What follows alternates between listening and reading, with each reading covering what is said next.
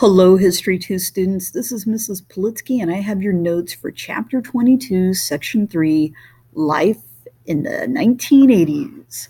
So, number one, rapid economic growth and emphasis on accumulating wealth in the 1980s was partially because of something known as the baby boomers. You know, our baby boomers who had been hippies maybe in the late 1960s eventually grew up and they kind of manifest themselves into something that is called yuppies, young urban professionals. And this whole idea that yuppies were all about accumulating wealth, getting wealthier, getting richer, looking stylish. And needless to say, you know, wealth and possessions and material goods becomes the big priority. And number two, by the mid 1990s, the top 5% of Americans earned well over 21% of the nation's income. So when we talk about, you know, the rich getting richer and the poor getting poorer, there might have been a little bit of something to that. Number three, discount retailing, or the practice of selling large quantities of goods at low prices, had made a major impact on the economy in the 1980s. The man who's probably credited with being the king of discount retailing was a guy named Sam Walton. Sam Walton was the man who founded Walmart, and his origins go back to Arkansas. And for the most part, he started these little five and dime stores. They were in almost every little town in parts of Arkansas and southern Missouri. And by the time we get into the 1970s, he's starting to expand. And by the 80s, we see Walmarts throughout a good portion of the Midwest. And eventually, he's going to build himself an empire. At the time that Sam Walton died, he was the richest man in the United States. And upon his death, his children inherited his wealth. And what's interesting is now they rank in the top 10 of wealthiest Americans. Number four, entrepreneurs helped to change broadcasting by spreading cable television and specialty channels across the country. One of the big kingpins in this area is a guy named Ted Turner. Ted Turner was the guy who founded CNN and Turner Classic Movies, the Weather Channel, you name it. He made an empire off of this and, again, became one of the wealthiest Americans. Matter of fact, in the state of Nebraska, Ted Turner, and not only in Nebraska, but also in the state of Wyoming and the state of Montana, Ted Turner is actually the largest property owner because he has bought a lot of land in the American West. One of his endeavors after kind of cornering the market on cable TV was to get into ranching, and he wants to raise buffalo. And so he has been doing that in parts of Nebraska and the Dakotas and Wyoming and Montana. Number five, in 1981, music and technology merged, and we started seeing the birth of MTV. MTV, when it actually went on television, played videos, music videos, 24 hours a day.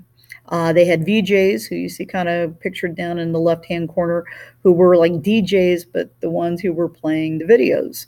What's interesting is if you look at MTV, they don't even call it music television anymore because they rarely play music on MTV. It's a lot of other reality programming. Number six, rap. The new sound of the 1980s offered rhythmic lyrics that often focused on African American experiences within the inner cities.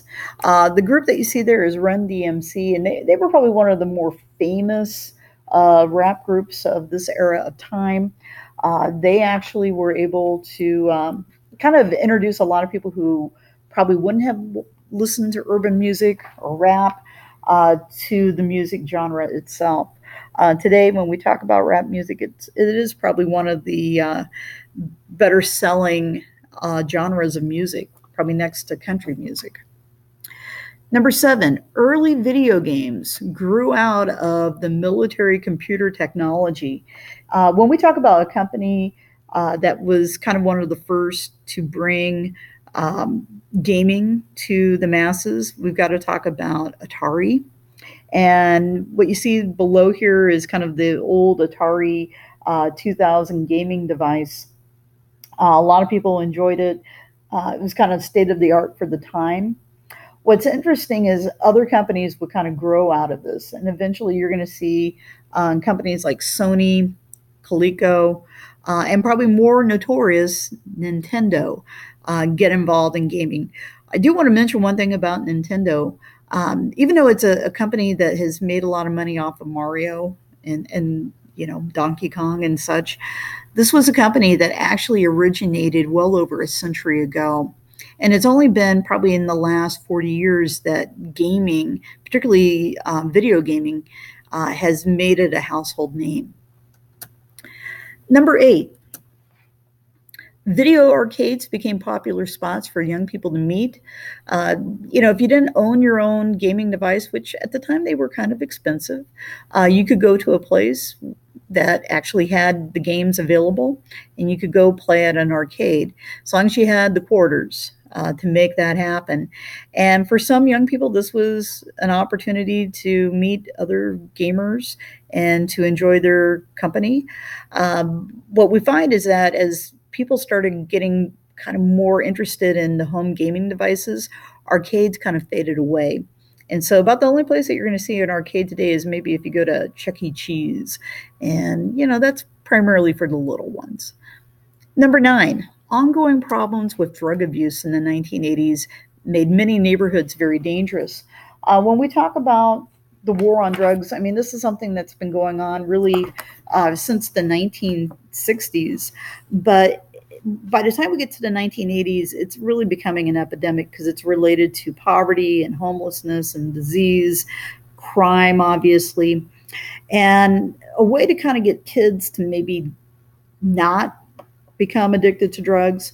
We had some different outreach programs when the Reagans came into the White House. Nancy Reagan, who was the first lady, one of her campaigns was the Just Say No policy, and to get kids to say no to drugs.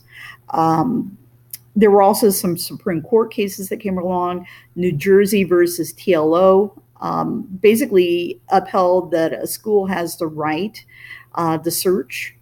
And so that's also been, I guess you could say, built upon with a case known as Verona School District versus Acton, which now allows that schools can implement random drug tests, and it's not going to be violating the civil rights of the students. So, yeah, cracking down on drugs, especially among young people, really started happening during this period of time. Probably one of the more noted tragedies was a guy named River Phoenix, who was an actor that was kind of in his teens during the 1980s and the beginning of the 90s. He starred in a movie called Stand By Me and eventually was in one of the Indiana Jones movies. Needless to say, he died at a very young age because of his addiction to heroin and cocaine. And maybe he's the poster boy for what not to do. In 1980, an organization known as MAD, Mothers Against Drunk Driving, was founded to look for effective solutions for underage drinking problems and drunk driving. And one of the things that they did is they were lobbying Congress in the 1980s to change the drinking age. And in the early 80s, the drinking age varied from state to state. But as a result of a piece of legislation in 1984, the drinking age was actually raised to age 21. And if states didn't comply, they lost their federal funding for state highways and interstates. So virtually every state obviously jumped on board with this legislation. Number 11, in 1981, researchers identified a disease which caused seemingly healthy young men to become sick and die, and they named it acquired immune deficiency syndrome, aka also known as AIDS. What some people thought originally was that this disease was actually a form of cancer. But what was really kind of shocking is the fact that it kind of was more prevalent among homosexual men. But as the disease continued to spread, again, heterosexuals, men or women, were just as vulnerable to the disease. And what we have found since maybe the early 1980s is that with drug treatment, there are ways to prevent the spread of the disease, or to at least keep it from manifesting into full-blown AIDS.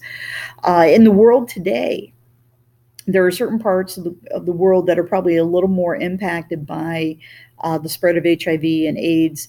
If you look at the map, kind of in the middle here, the continent of Africa, particularly the countries that are willing to report, and as you can see here, there are some areas here that are in the green. These are countries that are predominantly Muslim nations that have a tendency not necessarily to report. And some of it may be because of isolation. If you look at like Mongolia, that is a very isolated part of the world, so there might not be as many cases. But in parts of southern Africa, AIDS and HIV is a life taker. There are many children that are born to parents who have the disease, who are also born with the disease itself. Or we see that an entire family has contracted the disease.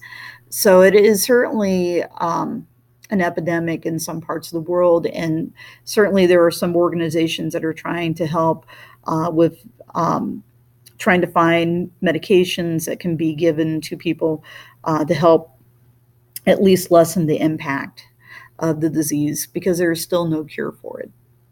And number 12, the Stonewall Riot, which actually was not in the 1980s. It actually goes back to the summer of 1969, but it marked the beginning of what we call the gay activist movement.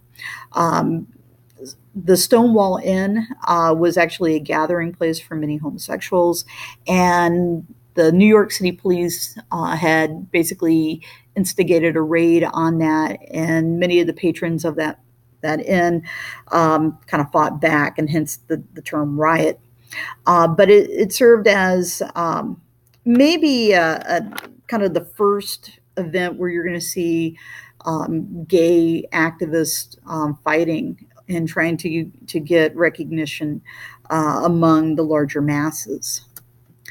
Number 13, musicians in England organized 2 different concerts. The first one called Band Aid, which actually wasn't really so much a concert as it was an opportunity for British musicians to come together and to sing, to raise money for starving children in Africa, particularly Ethiopia, which had been decimated by an extreme bout of famine. And then that kind of morphs into what we call Live Aid, which was a series of concerts that happened in London, Philadelphia, and Sydney, Australia in 1985.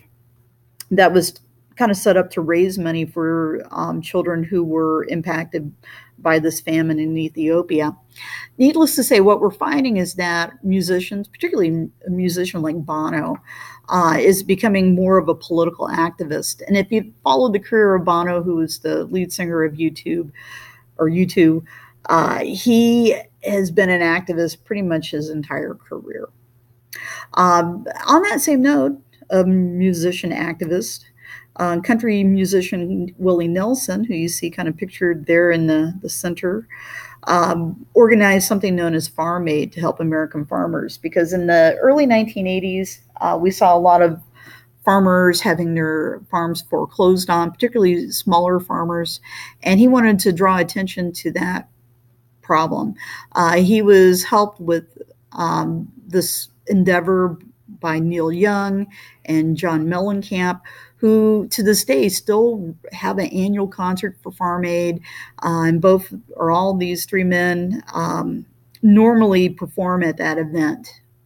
And finally, in number 15, senior citizens. They're going to organize during this period of time. And an organization that is probably familiar to a lot of people, known as AARP, or the American Association of Retired People.